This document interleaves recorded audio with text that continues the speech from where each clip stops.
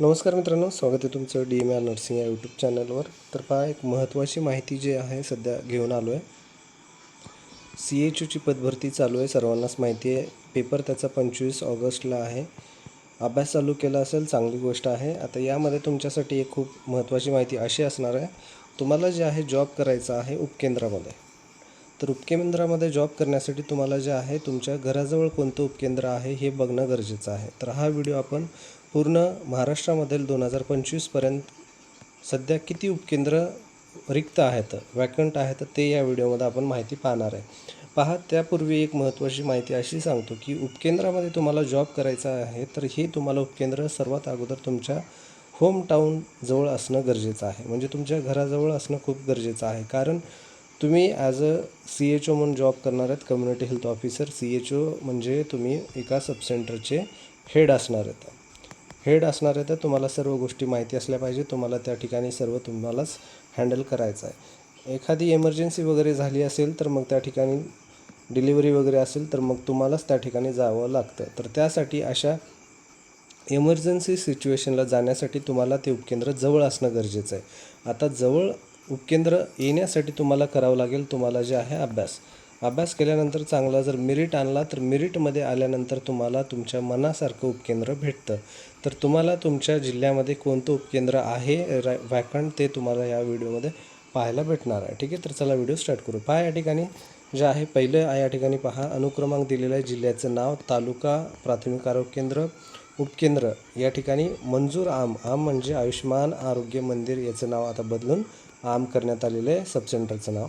आणि हे उपकेंद्राचा प्रकार ते कोलोकेटेड आणि नॉन कोलोकेटेड आहे का. ठीक आहे, उपकेंद्रामध्ये प्रकार असे असतात जे की प्रायव्हेट प्रॉपर्टीवर उपकेंद्र आहे का गव्हर्मेंट प्रॉपर्टीवर उपकेंद्र आहे. ठीक आहे, तर या ठिकाणी अशा बऱ्याच ठिकाणी प्रायव्हेट प्रॉपर्टीवर उपकेंद्र आहेत, त्यामुळे हे दिलेलं आहे. ठीक आहे, पहा, या ठिकाणी हे जे आहे तर जिल्हा आता या ठिकाणी आहे, पहिलं आहे अमरावती जिल्हा आलेला आहे. आता ही जी लिस्ट असणार आहे ही लिस्ट आहे 2025ची, जवळपास बहुतेक मे या जूनच्या जवळपासची ही लिस्ट आहे. त्यानंतरची लेटेस्ट एक PDF आलेली आहे, ती पण आपण पुढच्या व्हिडिओमध्ये कवर करूया. ठीक आहे, ही जी आहे 2025पर्यंत आहे, ती आणखीन सध्या वेबसाईटवर वगैरे कुठं सापडत नाही आहे, पण ती आलेली आहे.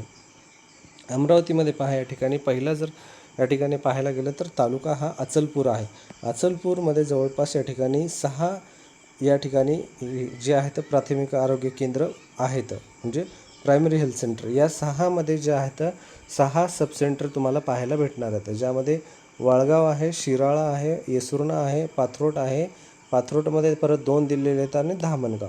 आता यामध्ये हे मंजूर एवढे आहेत, नायक, अकोळा, देवरा, येवटा, शिंदी बुद्रुक, पारसूर आणि बेलखेडा हे जे आहेत उपकेंद्र आहेत. आता ज्या विद्यार्थ्यांचे ज्यांचे या तालुक्याअंतर्गत या उपकेंद्राअंतर्गत गावं असतील तर तुम्हाला तुमच्या जवळ याच्यामध्ये भेटण्यासाठी चांगला अभ्यास करायचा आणि मेरिटमध्ये यायचं आहे. मेरिटमध्ये आल्यानंतर काउन्सिलिंगमध्ये तुमची निवड कशी केली जाते. पहा, या ठिकाणी तुम्ही जर या ठिकाणी 1 नंबर असाल तर ही पूर्ण PDF तुम्हाला दाखवली जाते. या 1 नंबरला हे सर्व PDF दाखवल्यानंतर तुम्ही मेरिटमध्ये ॲज अ फर्स्ट रँकर असल्यामुळं, रँक होल्डर असल्यामुळं तुम्हाला यामध्ये आता तुम्ही उदाहरणामध्ये अमरावतीमधले आहात आणि तुम्हाला अचलपूरमधलं तुमचा तालुका आहे आणि प्रॉपर गाव पण तुमचं अचलपूरच आहे. मग तुम्हाला जे आहे तुम्हाला प्रॉपर गाव अचलपूरमधलं तुमचं जे जवळ जर कोणतं उपकेंद्र असेल, जर बेलखेडा असेल तर मग तुम्हाला काय करायचं, तुम्ही टॉपर असाल तर तुम्ही काय करसाल, डायरेक्टली प्राथमिक आरोग्य केंद्र धामणगावमधला बेलखेडा जे हे गाव उपकेंद्र आहे हे तुम्ही निवडसाल. ठीक आहे, मग जेव्हा तुम्ही रँक होल्डर असल्यामुळं हे तुम्हाला हे पहिलं तुम्हाला भेटलेलं आहे. ठीक आहे, मग यानंतर जे सेकंड रँकर आहे, सेकंडला हा जो पहिला आहे हा कट करून उरलेले जे काही हे उपकेंद्र आहेत हे उपकेंद्र ह्या सेकंडवाल्याला भेटतील, जो ते डिमांड करेल. ठीक आहे, मग यामधला तो जर हा सेकंडवाला हा पारसापूर निवड केला असेल तर मग हे एवढा जो सेकंड नंबर आहे तो कट होईल, थर्डवाल्यासाठी हे रिमेनिंग उरतील.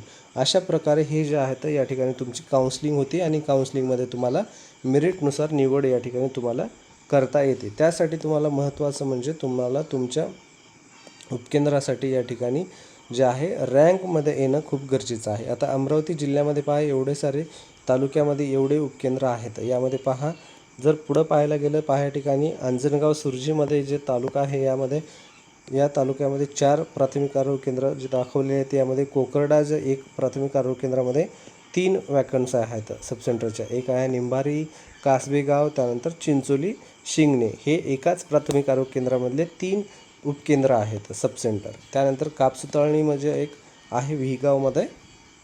अशा प्रकारे हे झालं, हे अंजन सुर्जी या तालुक्यामधलं. ठीक आहे. त्यानंतर अशा प्रकारे दुसरा तालुका या ठिकाणी आहे भाटकोळी. अशा प्रकारे त्यानंतर मग चिखलदरा, अमरावतीमधला हा जो चिखलदरा आहे फेमस जो आहे तालुका, त्यामध्ये हे प्राथमिक आरोग्य केंद्र आणि त्यानंतर हे त्याचे हे उपकेंद्र असणार आहे. त्यानंतर हे अमरावतीच्या नेक्स्ट पाहायला गेलं तर आपण या ठिकाणी दुसरं आहे अहिल्यानगर. अहिल्यानगरमध्ये पण हे अहिल्यानगरमध्ये एवढे तालुक्यानुसार हे दिलेले आहेत. अकोले, कर्जत, जामखेड जे आहे या ठिकाणी तुम्ही पाहू शकता. प्रत्येकी तालुक्याची जे आहे ते या ठिकाणी उपकेंद्र जे आहेत वॅकंट असलेले हे या ठिकाणी दिलेले आहेत. जवळपास खूप सारे या ठिकाणी अहिल्यानगरमध्ये वॅकंट दिसायला लागले. तर त्यानंतर आहे नेक्स्ट या ठिकाणी बीडमध्ये पाहू शकता. बीडमध्ये जे आहे आष्टी तालुका जे आहे, आष्टी तालुक्यामध्ये प्राथमिक आरोग्य केंद्र काडा आहे. काडामध्ये 3 उपकेंद्र वॅकंट आहेत या ठिकाणी दिलेले आहे. एक आहे पहिलं तुम्ही पाहू शकता डोंगरगाव, त्यानंतर मग काडामधलं रुनिकोळ आणि तिसरं आहे या ठिकाणी शिरी बुद्रुक. अशा प्रकारे हे आष्टी तालुक्यामधील 3 प्राथमिक आरोग्य केंद्र आहेत. त्यामध्ये 3 उपकेंद्र जे आहेत सध्या रिक्त आहेत. अशा प्रकारे तुम्हाला ही PDF पाहायची आहे स्वतः पूर्ण.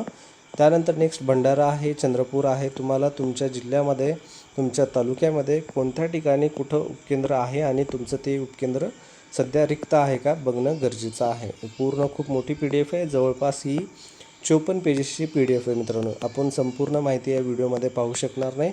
तुम्हाला यासाठी ही पूर्ण PDF स्वतःच पाहावी लागेल आणि ही तुम्हाला तुमच्या एरियामध्ये आहे का नाही हे तुम्हाला पाहून घ्यावं लागेल. बऱ्याच जणांची डिमांड होती पुण्यामध्ये आहे का म्हणून पहा.